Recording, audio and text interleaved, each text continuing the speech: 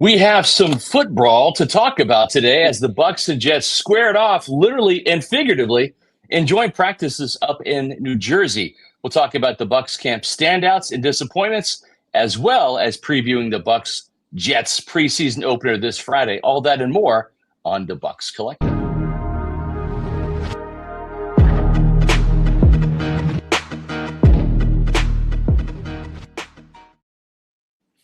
Welcome to Bucs Collective. Tell us what happened. You were up there in New Jersey today watching practice. Yeah, first of all, where's the esprit de corps? Where's my running mates here? Come on now, get on up to the Big Apple. Let's go. It was interesting. You know, these things happen almost every time there's a joint practice, but not to this degree, right? Not to this frequency, and not with Luke Gedeke involved in every single one. It was something. I mean, you know, it was Gedeke going against David Bailey, and I guess Bailey called him out in the one-on-ones. And then when they got into the team setting, Gedeke kind of let him have it. It just was a benches clearing type deal. He thought he was cheap shotted by another linebacker, Kingsley Enaberry, I guess. And at the end of the day, the humorous thing, and one that wouldn't have been so funny if it happened in a game, is that first he tossed the Jets helmet about 20 yards. I mean, he just flipped it out there.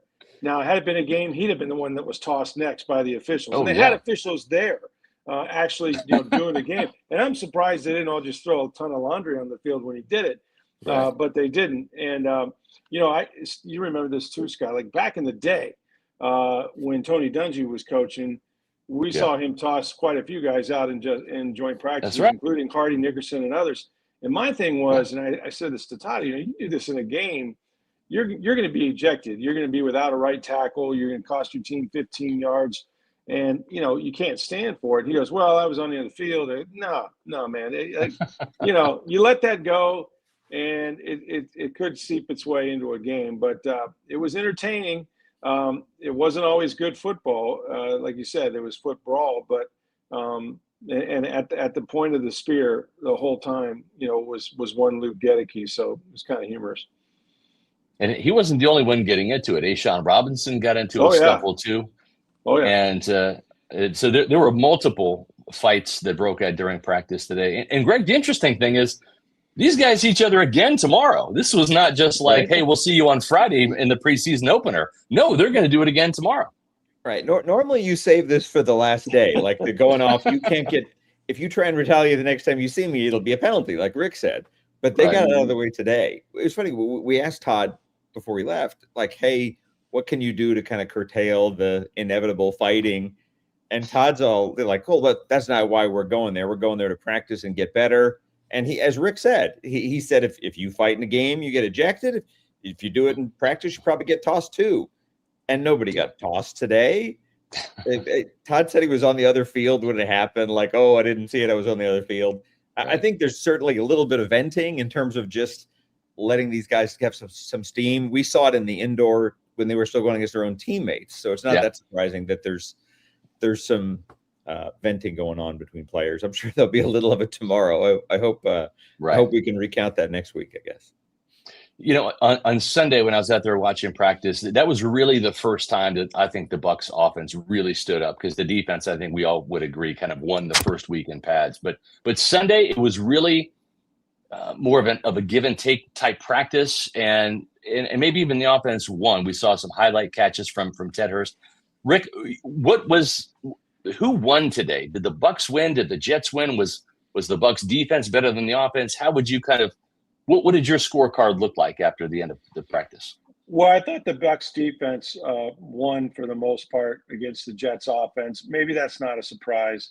Look, Geno Smith threw a couple interceptions fairly early and often, in that little bit of scrimmage that they had there. And you saw one by Pepe Williams, who just keeps making big plays. Alex Anzalone had one as well. So Geno didn't make a very good accounting of himself. And I thought that the Bucs defense did a nice job kind of bottling up the run as well. Offensively, they were just okay. There were some good throws to Chris Godwin. There was one, down the field to Emeka Egbuka. But I think for the most part, A lot of short passes, nothing spectacular. Some missed throws as well. They're just kind of trying to get into their offense a little bit.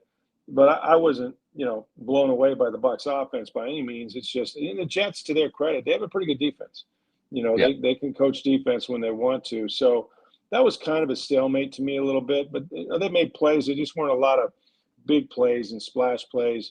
But again, I do think that at times they ran the ball pretty well. And it was all three running backs. It wasn't just one guy. You're going back to Trotter, though. Scott, I'll be damned if this guy doesn't look like he's played in the league for about 5 or 6 years. I mean, he absolutely, when he comes downhill and fills that hole, he's in the backfield. He's making tackles for losses as much as he is just tackles. I mean, and with a lot of attitude that they wanted. This is exactly what they hope they drafted, and we continue to say it. That, if you've got a guy like Reuben Bain Jr. and Trotter as the anchors of your defense, boy, that's something you can really build around. And I do think that Ashawn Robinson's bringing some stuff. Now, you can't let it seep into the entire team where Luke Gedeke loses his mind and gets you a bunch of penalties. And for that matter, the defense might too. But they played with a lot of energy and got after it. And that's what you like to see. You like to see guys, into it. They showed up, they played right away. They didn't kind of ease into practice. We've seen that, Scott, where, the first half of practice, they kind of were sleepwalking, and then they picked it up a little bit. No, these guys, when they blew the whistle, they were ready to go. And I think that's the sign of a mature team. I think seeing Anzalone get his hands on a football in the passing game was exactly what they need. So, all in all, pretty good day for the Bucs, and we'll see what tomorrow brings. Maybe they got it all out of their system, but and we'll talk about this later. I think these are more interesting days than what Friday night's going to be, and especially now that the Bucs may be at quarterbacks 3 and 4 before they get to Friday. Let's talk about that, Greg, because you're not supposed to hit the quarterback, and by all accounts, the Jets didn't hit the quarterback. For some reason, Jake Browning decided to roll to the left. There was about 4 Jets defenders there. He tried to, I guess, put a juke on somebody, ended up injuring his back. But that does have some repercussions because today, Greg, we found out that, surprise, surprise, Baker Mayfield not going to play on Friday night in the preseason opener. But Jake Browning was supposed to start, and that may not happen unless he has some miraculous recovery and is out at practice tomorrow. What does that do for the young Jalen Daniels, the rookie out of Kansas, and Connor Bazelak, who was the surprise quarterback number 3 last year in the depth chart, beating out Kyle Trask? Yeah, the whole game's an undercard now, and that you have 3 and 4 going to see who might be 3. But honestly, that's one of the things I was looking forward to in this game. You have Connor Bazelak was, undrafted rookie last year, actually got elevated to have some time on the 53, never played. You kind of wonder, does it hurt him? And that he has a year in the offense, but now it's a new offense. So that helps Jalen Daniels. And I think there's been a fair amount of buzz around Jalen Daniels just in the first 3 weeks of camp. Somebody that was expected to get drafted, didn't get drafted, chose the Bucs, and then I can see why he would, because the Bucs haven't invested a lot in their backup quarterbacks. So if you were trying to pick a spot in a good offense with a limited amount of competition, that's what Tampa Bay has. So in Jalen Daniels, you have somebody who, now I was going into this game thinking a half of Jake Browning and then a quarter each of Bazelak and Jalen Daniels, but now you probably have a half each, I would think. Yeah. And that also means at least one of them, they might want to let both these guys have some reps with the best players. And I don't think we're going to see the Godwins and the Bucky Irvings of the world at any point Friday, but just certainly not Jalen McMillan, right? But if you can get receivers 5 through 7 instead of receivers 10 through 12, it's a little easier for you to look like a good quarterback. So I think, again, to enjoy a preseason football game is to appreciate the competition for what might be a practice squad number 3 job, but that's what we'll have Friday. And again, Jalen Daniels, fairly consistently has drawn praise. We talked to Zach Robinson, and Zach said that he had one of the strongest arms he's ever worked with. And Zach Robinson has been in the league for a while, has worked a lot of good quarterbacks. So for him to have praise for somebody that the entire league didn't think was worth a 7th round draft pick a couple months ago, it feels like they got a good spot there. And what's fun now is that they not only are choosing between Bazelak and Jalen Daniels, but they're also choosing, do you think you can get him through waivers and sneak him in on the practice squad? or do you have to carry a third quarterback on your 53? And every time they make a play in preseason, it's harder to sneak them through waivers now. It is, absolutely. One of the guys we're not going to see Friday, I mean, we'll see him, but he'll be on the sidelines and street clothes, is Emeka Egbuka. But we saw him today, didn't we, Greg? Yeah, this is one of the funner clips. One of my Fox Sports colleague, Ralph Vecchiano, was there. He's a New York-based writer, and he was there covering today. And it's out there. You're taking video on your phone in the bright sun. You don't always even know what you're uploading sometimes. So Ralph posted this great video, and he just kind of had it as, hey, Baker Mayfield going through throws. Doesn't even realize there's this crazy one-hand circus catch that Emeka Egbuka had. It's just a walkthrough. It's just a jog route, but it's one of those where he's up, and when you see it, it's a wild catch. And it's one of those catches where we've seen glimpses of Egbuka making what we would call Odell Beckham level catches. Again, this is on air against nobody in a walkthrough. It's still a pretty cool catch to see. So Ralph didn't even know what he had when he posted it. And then I look later, and all the aggregators have picked it up and doing screen grabs of Emeka having his arm up over his head. Not against anybody, but it's a reminder that we saw glimpses of that from Egbuka in terms of the acrobatic midair highlight reel catches he's capable of. Let's take a look.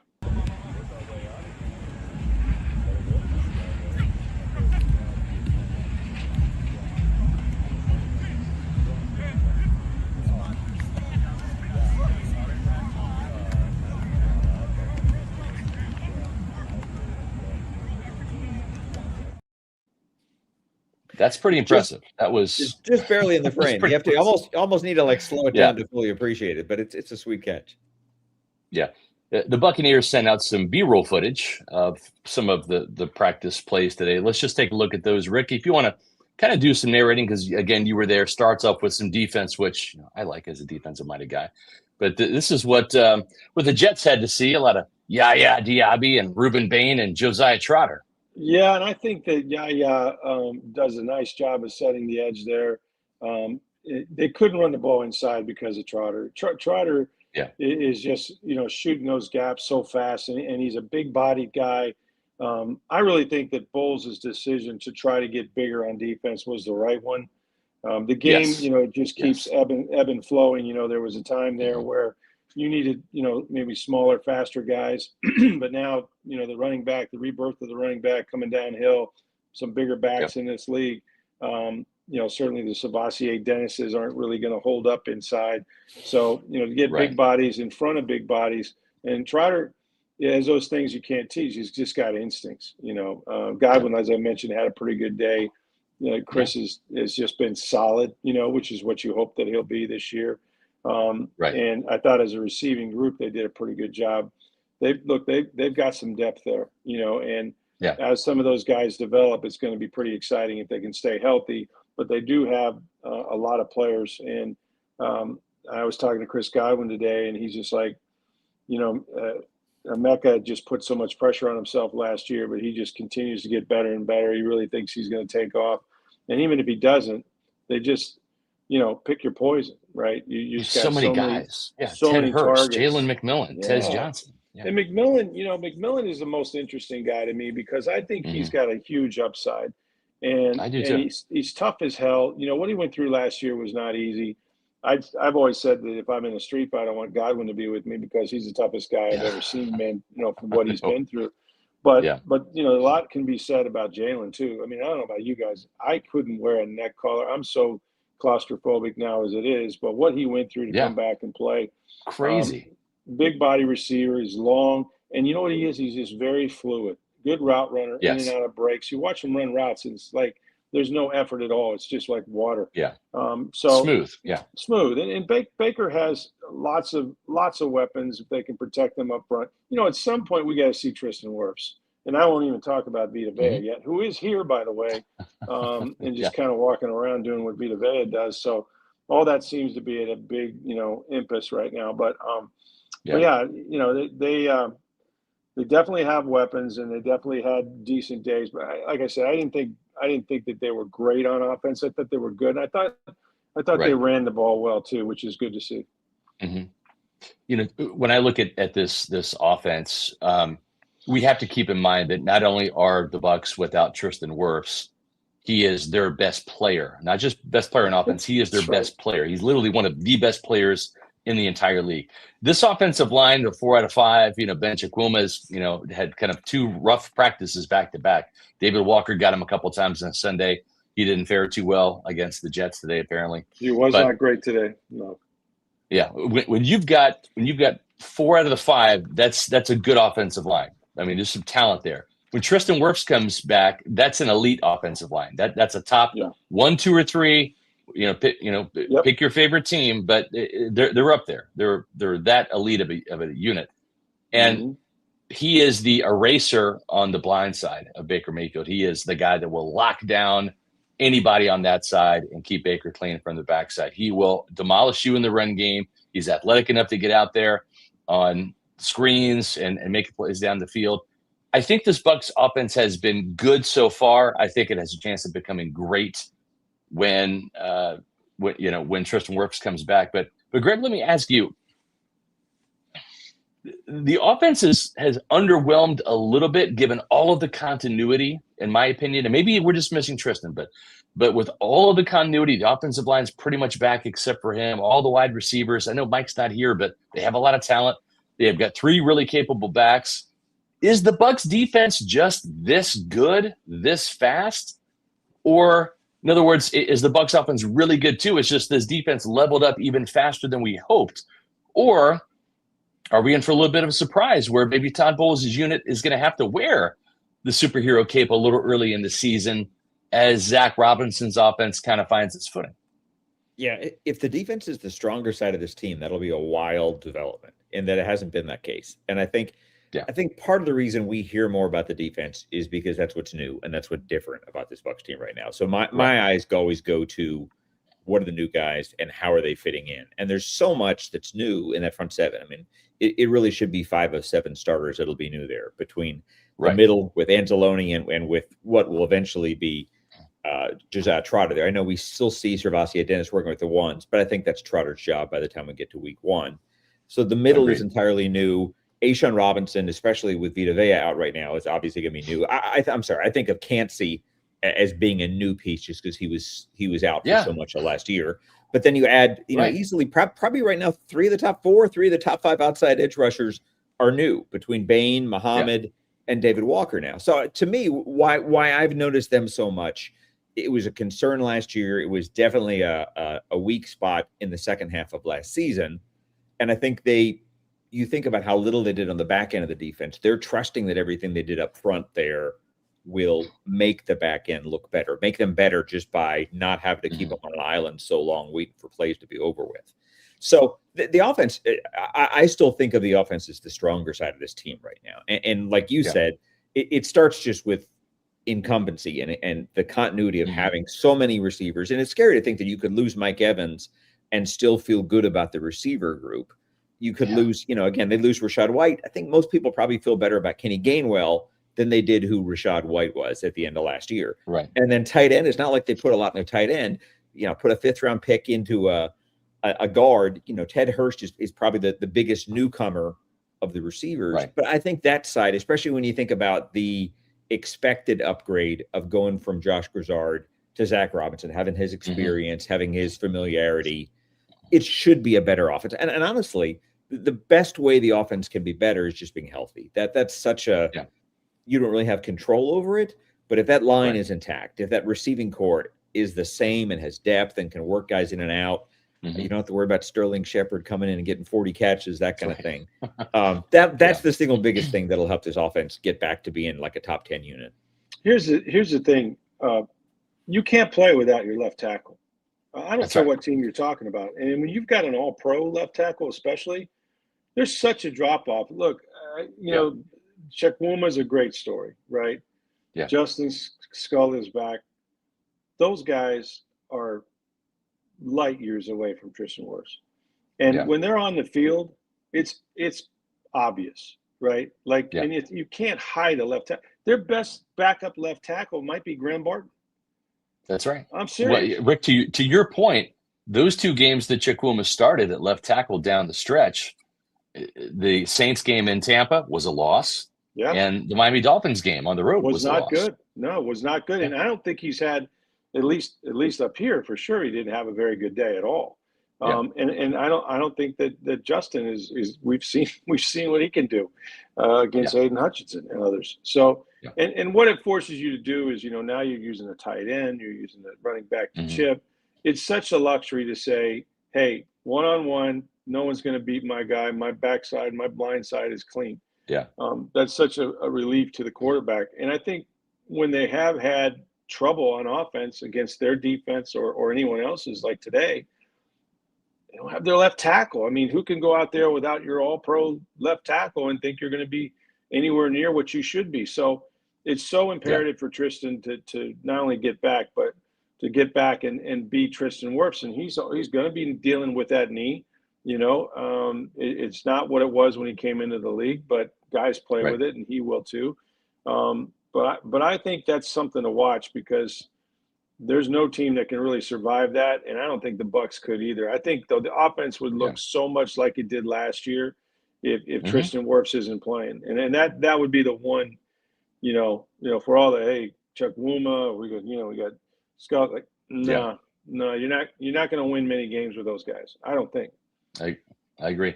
We have a super chat here. Let's get to this question here. We'll stop the show for a super chat. Super chat. We love it. SRQ Salt with the $1.99 super chat. How long until Trotter passes Dennis on the depth chart, Greg? When I looked at the depth chart this morning, I found a lot of holes in this depth chart. I was not very fond of this depth chart. Yeah, Benjamin Morrison, who hasn't even played any type of team drill yet. He's done individual stuff here or there. He hasn't really truly had a full practice since the OTAs. And he was like the second string cornerback. I mean, Aiden Garnes is played way better than Benjamin Morrison because he's actually played and done things like broken up passes and picked off passes. You mentioned Pepe Williams today, Rick. I mean, pick six today. He's shown up and he's making a run at this roster as well. Yeah, absolutely.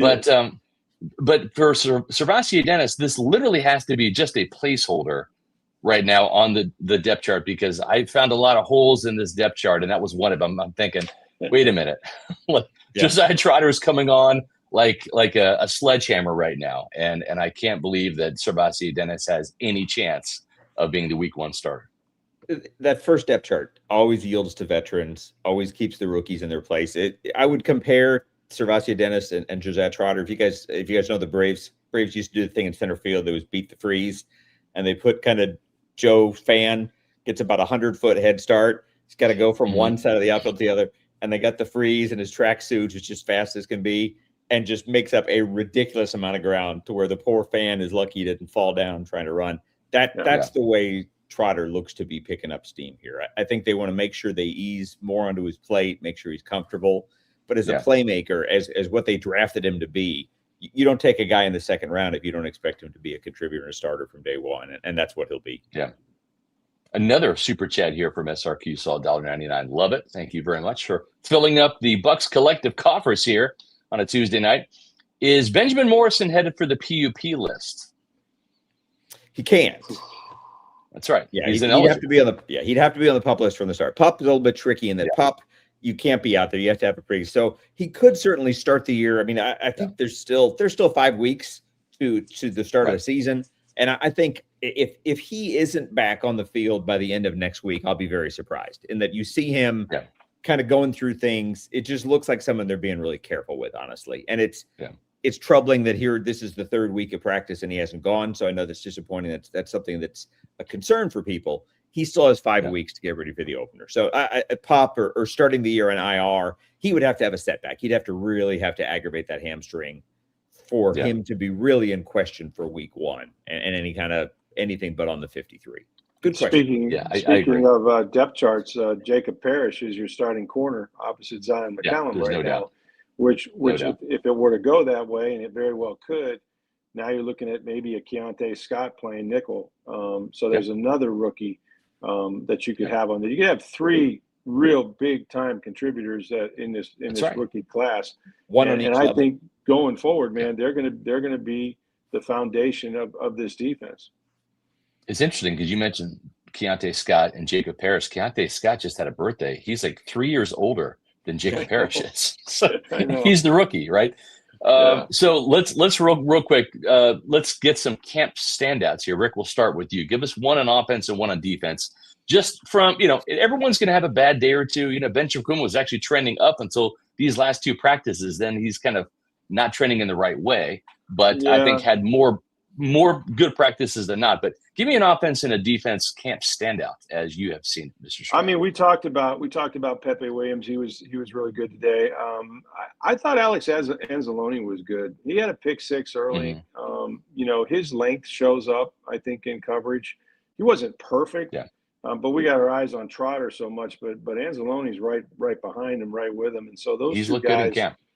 He's been very solid, sometimes spectacular, but solid. And after what they did last year in coverage in particular, to me, they're going to use, no matter what, they're going to use Trotter in rundowns. Maybe they go to a big nickel or bring in an extra defensive back on some passing downs. But, Trotter has been a star in this whole thing. But Pepe showed up. I tell you, Al-Quadin Muhammad also had a good day. He was beating Max Mitchell, routinely, and we forget about him. This dude had 11 sacks last year. Now he's playing opposite, Aiden Hutchinson, which helps. But you know what? He's going to be playing opposite some pretty good players down here too, and so he may pick up 8 or 10 down here as a specialist. You just don't know. So he had a good day as well. Yeah, the cool thing about him is that he didn't start a game last year, so to get 11 sacks, without starting, without having the snaps you need to usually, I don't think there's many guys in the league that get double-digit sacks as off the bench. So even if he's the third or the fourth rusher, that's what he's capable of doing. But he got the premium rushes. When that guy comes off the bench, it's third and I got to throw it, right? So those are the looks you want. He didn't have to play first and second down to earn third down. He just came in and cleaned up, so that helped. How about on offense? Anybody really has stood out? Because I think we talked about how Ben Chacum kind of got off to a good start and then has kind of not looked good these last couple of practices. I thought Ted Hurst had a kind of a quiet start to training camp, but he is really kind of ramped up. Sunday, he had 2 absolutely fantastic catches. And just, you hate to use the term, but I'm going to use it. Mike-like.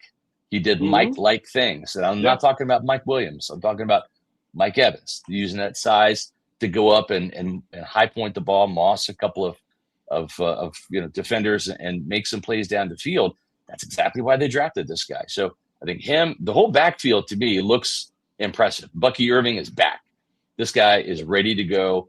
He looks like he is mentally and physically like in tune with what's happening.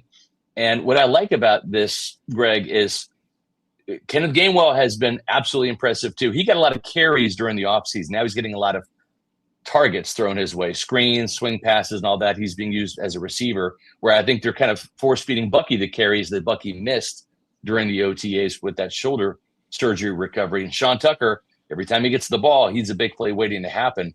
But what I think is interesting is, we've seen in Tampa Bucky and Rachaad White, right? And we've seen in Atlanta Bijan Robinson, the speed back, and Tyler Algier, the big hammer. We've seen kind of like the smaller and the really big back in both Atlanta under Zach Robinson and then in Tampa with Bucky Irving. But now Zach has got 3 running backs that are all very similar size that can do very much the same thing, catch it and run it and pass protect. Bucky probably the least capable in that area of the 3. But does that help this offense? Because there's not really a tell for the defense where, Rachaad White's in the game now. These are the plays based on film study. They're going to run with him as opposed to Bucky. Isn't it like a little bit of a shell game now that Zach Robinson has 3 backs that all kind of look the same and can do the same thing? Yeah, and what's fun too is that they're nearly identical in how they can be used. Like they had a moment where you can line them up. They call it pony package. They're both in the backfield, and you don't even know which one is going to flare out to the slot because they both can literally in the same play. You could go from pony to empty, and now you have 2 guys in the slot.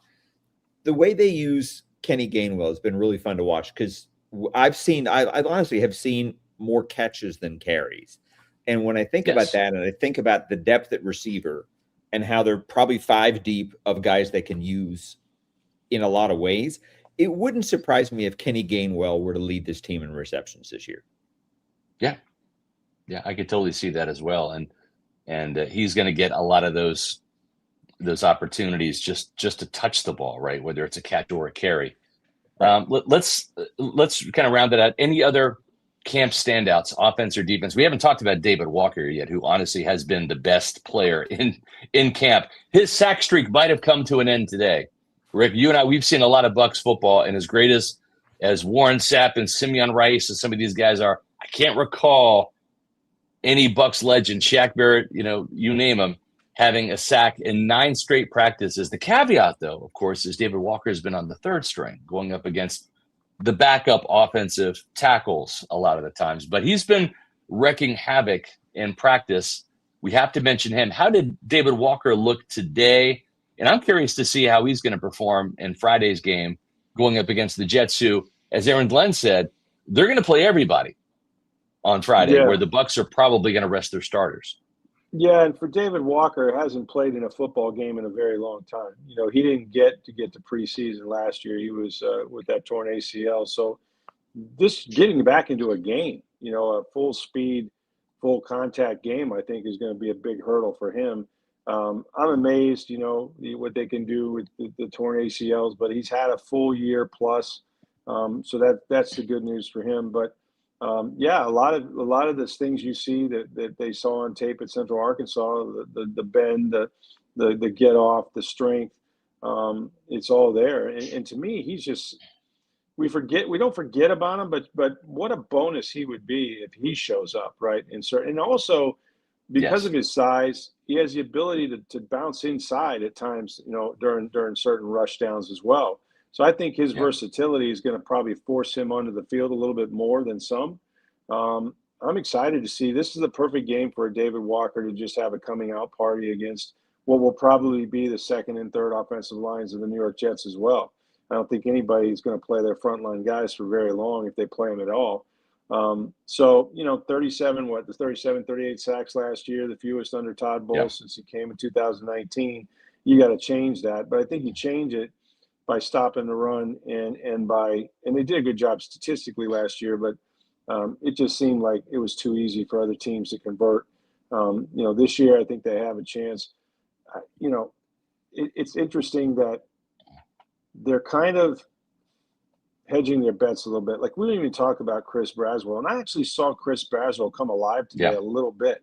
Right. And maybe nothing like, are you on the bubble? Could you lose your job this year? Is there a roster spot for you if you're not just an animal on special teams? I don't know that there is. So these games are big for guys like Braswell. He's in his 2nd year now. He's been through a season. He's been through a preseason. He sees what's in front of him, and it's now or never for him. So I like, in the aggregate, you like what the Bucs have done on defense. I think it's going to pay off. I think the size is going to pay off. I think the young players, Bain and Trotter, are going to be foundational pieces.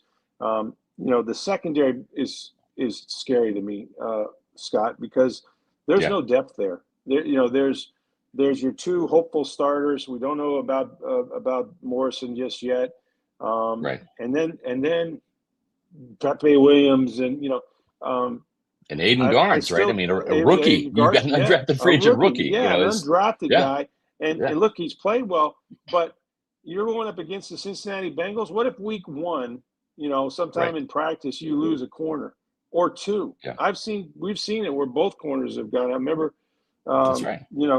Coach Sherman coming in here and playing, Pierre in 3 days. And Pierre Desser. Pierre Desser. Yeah, Pierre Desser. So it happens. And you don't want it to happen to them, because I think that's where they're vulnerable. I think they really need more depth and experience, proven depth, as opposed to guys that are getting their first bite of the apple. Yeah, we didn't see Zion McCollum out there at practice today, but Zion has 3 interceptions. I mean, maybe he's turning the corner. I'm going to credit Rashad Johnson, the new cornerbacks coach. I think he's reaching these younger corners better than old man Kevin Ross did, and I think we're seeing a more confident. Scott, well, taught him how to catch. He might have. He's got 3 interceptions, and we haven't seen 3 interceptions at any point in time in camp, in OTAs, and certainly in the regular season from Zion McCollum. So maybe he's turning a corner. Speaking of picks, we've got some prize picks to get to here. Where did Rick go? There's Rick. Join us for the prize picks, Rick. Let's get the prize picks going here. We're looking at a couple of familiar faces here, Greg. Yeah, week one. Obviously, Bucs go to Cincinnati, and that'll be a tough one. I think when people hear about these injuries at corner, they keep talking about Jamar Chase, T. Higgins in week one, all the fun that might be. So no, you can look ahead to that and over-unders for T. Higgins, for Jamar Chase. You think about Jamar Chase, last time he had a full season with Joe Burrow, triple crowned the NFL, most catches, most yards, most touchdowns. So no, the over-under is just, it's just a half a touchdown there. Does he get one and does he not? Same thing. You think about the over-under for Emeka Egbuka being 1 yard away from that for T. Higgins. I think we don't know how it's going to shake out. It might be a different Bucs receiver leading them in targets, leading them in yards every week. But you think about how strong Emeka was in week one last year. If this is anything like it, then 59.5 won't be a problem for him at all. Yeah. So America's #1 sports picks app is Prize Picks. When you sign up using promo code HMA, new users play $5 and get $150 if you win. Super simple and easy to use. Basically, just set your lineup. You need to have at least 2 of your picks. And once you do that, you're going to hit more or less. And you can also kind of manipulate those numbers a little bit. If you see a goblin or a devil, the goblin means that's the little green guy. That means that you have more favorable odds to get that pick right. You're not going to perhaps win as much if you go that direction. But if you go with the devil, well, that's a harder bet to kind of win. And so when you look at Prize Picks, there's a lot of different ways you can win, but it's simply more or less, and you can manipulate those numbers a little bit to increase the odds in your favor. Again, Prize Picks, new users play $5, get $150 if you win. And bonus lineups, use promo code HMA when you sign up. Guys, I want to get your thoughts on Baker Mayfield in terms of how he's looked. Is this, we've heard that he is locked in terms of being focused. How has Baker looked in this offense? Has he had more good days than bad, more good throws than bad? Where do you see Baker Mayfield's training camp? Is it trending up? Is it planing out? Is it up and down? How would you describe it based on what you've seen, Greg? Yeah, a mixed bag, I think. I mean, it's one of those where, I remember his first camp, and Baker kind of uses early camp to get his bearings for what he can get away with. And back in that amazing competition that he and Kyle Trask had in 23, at one point it was like Trask had 1 pick and Mayfield had like 9. And it's really just he's pushing the envelope and trying to figure out what he can get away with on the field. So you've seen a couple picks. He had a John Bullock pick the one day that looked rough. More often than not, I think he seemed fine. And I'm probably been watching him more for his demeanor than his play. And he still seems pretty loose like Baker out there, man. It's like he'll go, you'll watch him on the sidelines and he's standing next to Bobby Slater, who's the head trainer, and he'll do the whole thing where you go to drink the bottle of water and he'll just squirt it out the side and hit the trainer instead. He's joking around with guys on defense, joking around with guys. He's still a really loose guy. I mean, I know this is a time where this could be stressful. This could be a time where you're aware of the uncertainty of what's ahead because you've let things go. You've kind of put the bet out there for the rest of the season. And that can go 2 different ways. But I think he's kind of put that behind him, if you will, or at least forward facing, looking at us saying it's behind him and there's not really a problem for him. I think he's done a good job of that. And that I don't notice a lot different from him in camp than he did a year ago when no one was talking about contract at all. If anybody can compartmentalize something, right, it's Baker Mayfield for all that he's been through. Going back to college, and his story is what it is. So when it's game time, he's all about ball, as I say. A couple of things about Baker I think he's really tried to work on. The first one is his footwork. And that happens with the new quarterbacks coach. But he's taken it to heart. And, there's no way around it. I think he was injured. In fact, I know he was injured. And I think that led to the 10 touchdowns and 9 interceptions down the stretch and all those fourth quarter interceptions. I think the one thing that Zach Robinson is going to do, if he'll take advantage of it, and that is the flat is always open. In this league, if they don't cover it 10 times, you should throw it out there 10 times. And it's hard for Baker to do that. It's hard for quarterbacks to do it. Tom Brady played one of the most boring games ever. And you could say it, but it's so hard to do. If they played cover 2, he ran the football. If they played inside leverage, you threw it outside. Outside leverage, you threw it inside. They played back, you check it down. You play single high, I'm throwing it over your head. And he did it every single time. Right? He took whatever was there. And I think Baker needs to learn that for his own protection. And in this offense, I've seen him really utilize those guys in the flat. He's got 2 running backs that can catch the ball and make yards, and he doesn't have to drive it in there. But if he gets out of whack mechanically, he starts running around, he can make those splash plays and runs. But is it really sustainable? Have we seen that yet? Have we seen him go wire to wire as a guy that can stay healthy?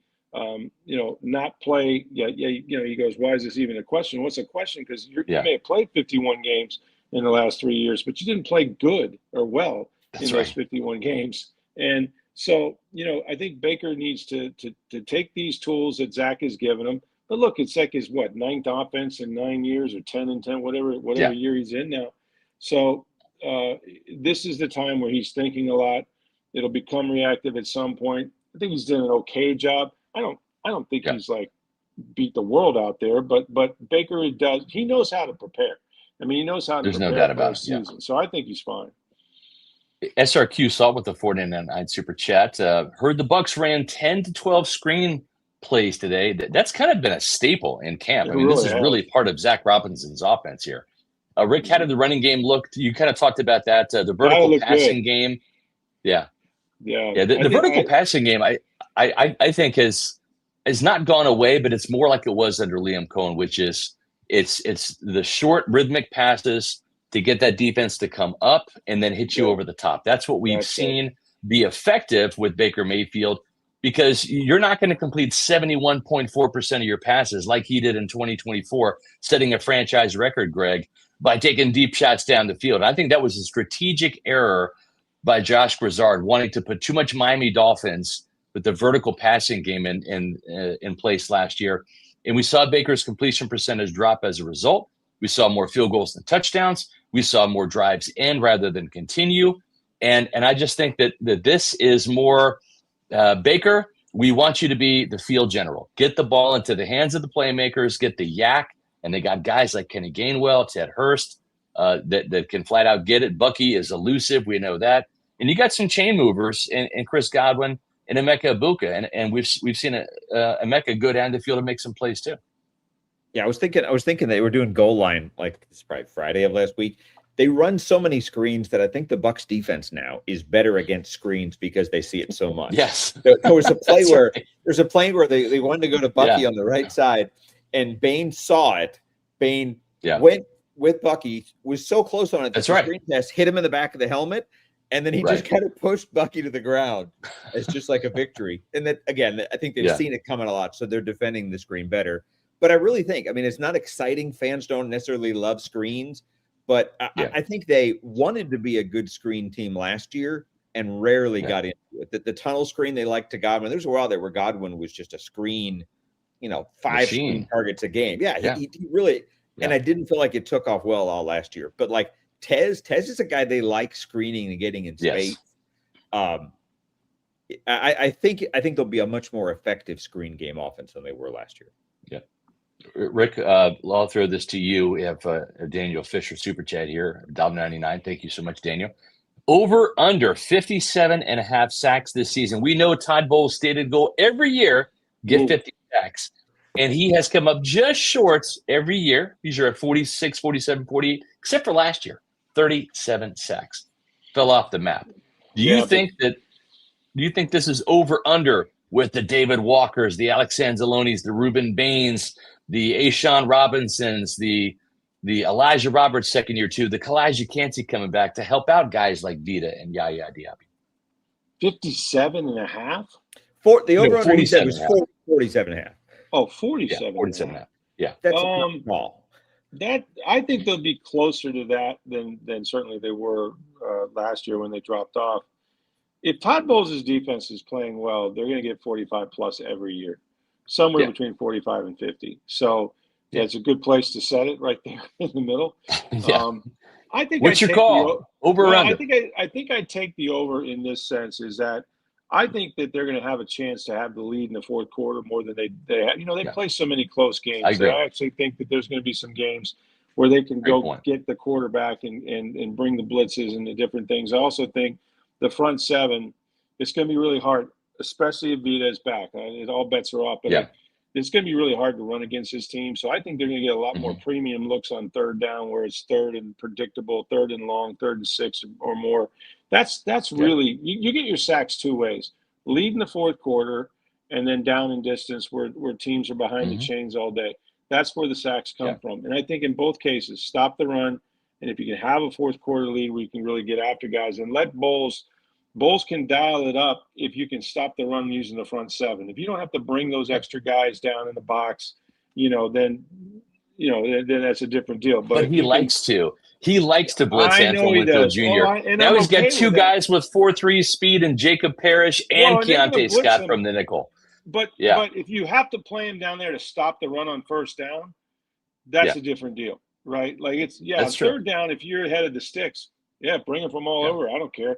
But I think I'm going to say 48 sacks. 48. I'm going to hit the over. Right? Yeah. Okay. I'm going to hit the over. Yeah. How about you, Greg? What do you think? I'll take the over, and I'll go 50. If you look at last year's numbers, there's a lot. Should get 50. Yes. Yeah. If you look at last year's numbers, they're game by game. Okay. In that last 9 where they lost 7 out of 9, their sack totals game by game: 1, 0, 1, 2, 3, 1, 2, 2, 0. It's 12 sacks in 9 games to finish the year. That's right. And you can't win doing that. And I mean, they were averaging much more than that the first half of the season. So again, if they want it to look like the first half of last year, the 6-2 part of last year, getting 4 sacks a game, we'll go 3 sacks a game, that kind of thing. That'll go a long way to helping that. Guys, Jay Wolfskiel has a $1.99 super chat, and maybe we should take this $1.99 and put it towards the GoFundMe for Vita Vea. Does he need a GoFundMe? What's going to happen with Vita Vea? I've come to the conclusion this week. I was talking to one of our colleagues, Jay Retcher, and Josh Capo from Pewter Report. I think this is Vita's last year. I think they want him to play this year in Tampa. They might end up giving him a little bit of a pay bump. That's not coming from inside sources. I don't know. It's just a guess. If they want to get him back on the field, they might have to say, Vita, here's a couple extra million, get out here and play your contract year. I think this is his last year. But does Vita need a GoFundMe page? Last time I checked, he's going to be making more than all three of us put together. He's made like $75 million. He's doing all right. And I get why he wants more. And that's nice that I'm going to Jay Wolf's put $2 toward the GoFundMe. It's indirectly through us. But we can pass that along to him if we need to. If Vita was on with us, we'd get, I can give him a quarter of the super chat fund, and that would help things. Yes. We might need a lot more super chats tonight and the coming weeks to really make Vita feel special and feel like he should take the field again. Daniel Fisher with the super chat here. $1.99. Thank you so much. You guys rock. Love the show. Go Bucs. When does this Vita? When does the show end? No, the show I know is going to end. We got about 11 more minutes, but at some point. No, but this Vita Vea situation. Good point. He's walking around the hotel, and he's going to meetings, and he's eating 3 meals a day. Whatever. He's doing everything except play football. And he's furious. He wants out.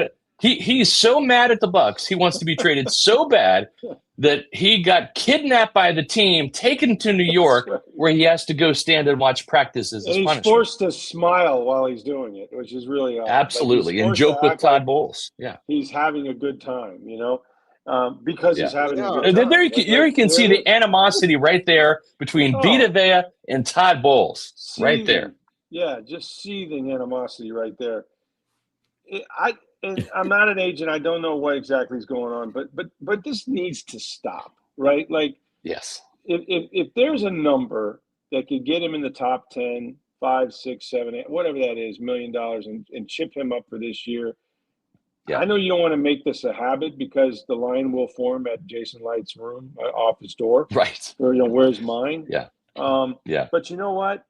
You need the big son of a gun. You just do. Yeah. And you're not going to – you said you're not going to trade him. If you're going to trade him, you're not getting anything that's going to help you this year. Probably a third-round pick somewhere down the road. That's losing football. And you're trying to go for it. You're saying you're a Super Bowl team. Everybody out there is committed. then maybe ownership needs to be committed too. And look, I'm the guy that said, well, you sign a contract to get a play, but you know what? Most of the time, the NFL doesn't do that unless it's guaranteed money. They cut guys all the That's time right. and still have years in their They'll cut contract. you, yeah. So $17 million is not where he should land right now. It's the deal he signed, and at the time it was fine. And the guys that are getting bumped up now are all under 30 years old by a significant margin. So, but this needs to stop. It just does. If he's not practicing and playing by the third preseason, but the week leading up to the third preseason game, preferably by the second preseason game, now what you're getting, even if he does come back, is a guy who hasn't played football. It's not going to be a good Vita Vea.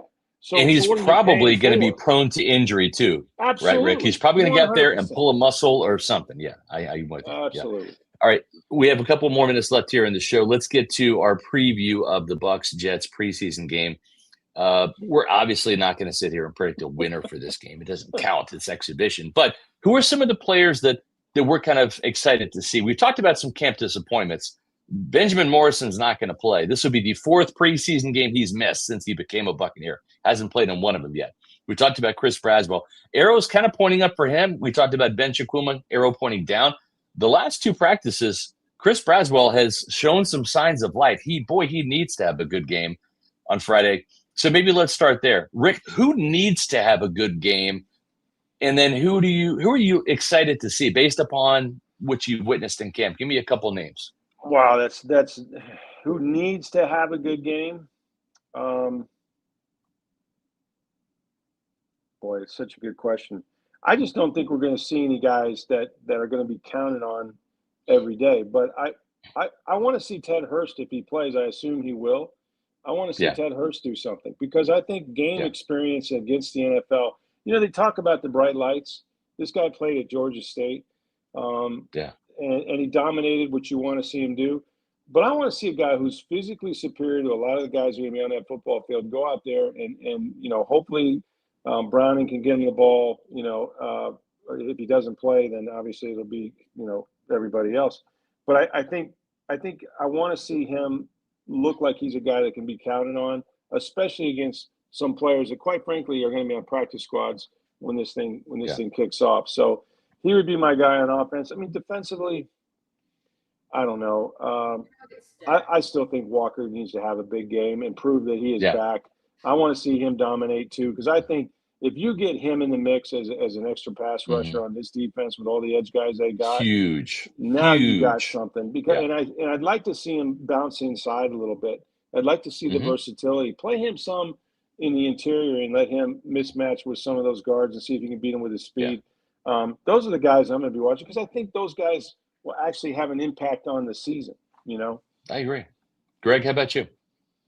This is a week where it's really fun to watch the long shots for me. The guys that are playing in the second half of this game that are fighting, just like their absolute peak is a practice squad job. Yeah. But again, it gets you in the building. It's what you want as an undrafted rookie. So on offense, Dean Patterson's a guy from right here in Lutz, Steinbrenner High School, has done We've had every other receiver the Bucs have has been dinged up in practice. So Dean's had 3 times as many targets as he should. Yeah. And he's really made a lot out of it. Catching some touchdowns too. Right, catching touchdowns. So Dean Patterson's a guy, again, played at Georgia Tech. I think he had 12 catches at Georgia Tech last year. So you would not expect, this guy will be in an NFL camp, but he's made plays. And he's competing against the Garrett Greens and the Dennis Houstons who were in the practice squad last year. Eric Rivers is another Georgia Tech guy he's competing against. Defensively, if you don't know this name, because it isn't Bain, it isn't David Walker, Yasir Holmes, number 57, undrafted rookie, went to Frostburg State and Tarleton State, That's right. Tryout guy, didn't even get signed out of the draft, was a tryout player, got signed, but looks the part. And he's a guy, again, if I had to pick a guy, if you say I need somebody to get a second-half sack Friday night, I think Yasir Holmes can be that guy. We talked about Aiden Garnes. Aiden Garnes, again, keeps showing up, keeps getting thrown out there with the ones because Benjamin Morrison is not out there with the ones. And he's made plays. He's confident. I think you guys even talked to him on camera. Sounded like he knew what he was doing. For sure. And undrafted rookie out of Arizona. This is where these guys, again, it's like they just brought back Roman Perotti, as a corner that had a pick 6 last year. Pick 6 in preseason, gets injured in August, has taken injury settlement, just drops off the NFL radar. Barely played in the UFL, played an entire season in the UFL and had 7 tackles. But you get enough corner injuries, and he's back on a roster. When we showed that B-roll, he's in there wearing number 37. Mm-hmm. Roman Perotti, again, if you can get a pick 6 in a preseason game, the entire league will have tape on you. And when they need to get a corner in week 4, they're going to bring you in and give you a look. So those are the guys I'm looking for on Friday night. The guys I want to see are Josiah Trotter. I've become just a huge fan of his in terms of that. Did we lose Rick? We lost Rick. He made it 57 minutes. So we lost Rick, but we're going to roll on here. We're going to finish the show with just you and I. There we go. Okay. So I'm looking forward to seeing Josiah Trotter. I want to see him be really physical and go downhill. I want to see a splash play or two. I want to see a sack. I want to see a pass breakup, an interception. I think he's capable of doing that, Greg. The other guy that I'm really anxious to see, Elijah Roberts. He has really been a menace at defensive tackle. Kind of does the dirty work. He plays that 4-eye-5 technique. Remember that old Will Colston job, that role that he used to play and plays so well. To me, I think he's had a really good camp. Has not gotten nearly enough buzz. So I'm looking forward to seeing him. And I'm curious to see what type of calls that the Zach Robinson calls as well. I'm looking for him to, it's going to be vanilla in terms of play calling, but it's going to be a little bit of an introduction to the Bucs offense with Zach Robinson. Sure. And, I'm just kind of excited to see what he does because, vanilla sometimes can taste good, fellas. Like if it's like Breyer's ice cream, it's really good vanilla, right? So I want to see some really good vanilla from Zach Robinson on Friday night. We have another super chat to get to as Rick joins the chat again. SRQ Salt. Okay, gray beards. I'm one too. I can't grow a beard, so technically I will never be a gray beard. I might be a gray hair. I've got some up here, but I'll never be a gray You're just beard. talking to me. I'm the only one with a gray beard here. That's fine. Yeah. Got to go fund the PR pod. Well, greatly appreciate that. Thank you so much for all of your super chats tonight. Really greatly appreciate the audience that's tuned in. Just a reminder, we're doing this every Tuesday night throughout the entire season, the preseason, the season, hopefully the postseason, Buccaneer fans. That would be fun. And the offseason as well. This is a year-long endeavor here at the Bucs Collective. Do us a favor. Spread the word. Help us get the word out. Hit subscribe on your YouTube channel. That's at Bucs Collective. Super easy to remember. Hit the subscribe button. Also, give us a like. Leave a comment. When you do those things, it helps us with our reach and gets us out there in front of more awesome Bucs fans. So greatly appreciate that. We're looking forward to covering this Friday's preseason game. It's preseason. I'm one of these guys that once training camp starts, I'm done with it after a day or two. I'm ready to fast forward to the preseason game. Then when you get to the first preseason game, I'm ready to fast forward to the regular season. But this preseason, and just a quick 30-second hit from both of you here, I think there's so much talent on this Bucs team. There's so much interesting depth that this might be an actually entertaining preseason. They're going to cut some good players. This Buccaneer practice squad might be one of the best and most talented that this team has fielded in some time. And that means these preseason games might be even more interesting and entertaining because you're not playing Scrub McGee. There might not be too many Scrub McGees in Tampa this year, Rick. Oh, we have lost Rick's audio there. All right. We'll go to you, Greg. Go ahead and Rick had something good to say. I know he did. I'm going to talk about receiver depth, right? Receiver depth is off the charts for this team, and that there are guys like David Sills and Cam Johnson that are barely on this roster and fighting for spots. And Rick's back. We'll get back to it. Receiver depth for me, Cam Johnson, David Sills. David might be, he's hurt, he might play, but you're going to see depth at receiver in the second half Friday night. Rick, back to you. Yeah, no, I was going to say receiving. I think that's big. Obviously, corner is too. And I want to see these quarterbacks play. I want to see Jalen. I think I know it's trite. You say, well, who's going to be the third quarterback? Look, you never know what's going to happen. I mean, we had number 2 get hurt today. And so for the future, he's a quick twitch guy. He's got a cannon for an arm, and he can make plays with his feet. This is the perfect scenario for a guy like this to go out when the lights come on and really shine and make an impact. Hopefully you think we've shined tonight here at the Bucs Collective. Make sure you tune in every Tuesday night live at 7 o'clock We'll be back next week after some Bucs preseason football against the Jets. We'll see you. Have a great night.